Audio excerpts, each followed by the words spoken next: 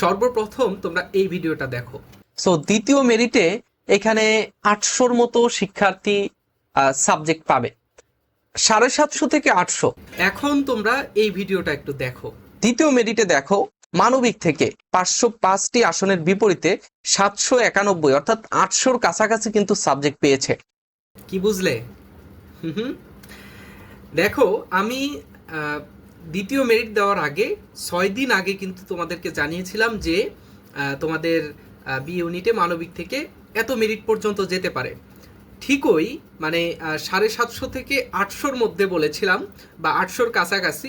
দেখো, দ্বিতীয় মেরিটে কিন্তু 791 পর্যন্ত গেল। সো আমি কিন্তু জানি না, আমি কিন্তু ভবিষ্যৎ দ্রষ্টার না, বা ভবিষ্যৎবাণী দেওয়া আমার কাজ না, এটা এক ধরনের শিরকিয়াতি। কিন্তু আমি আমার অভিজ্ঞতা থেকে তোমাদেরকে একটা প্রেডিকশন দিয়েছি, দেখো প্রেডিকশনটা কাজে লেগেছে। এমনটা এই বছরও হচ্ছে, গত বছরেও দিয়েছিলাম, এমনটাই হয়েছে। সো তোমরা আস্থা রাখতে পারো, এবং আমি যে প্রেডিকশন দেই সেই প্রেডিকশনের আশেপাশেই দেখা যায় যে পরবর্তী মেরিটে সাবজেক্ট পেয়ে যায়। ঠিক আছে? তো সাথেই থেকো ফারুক একাডেমির।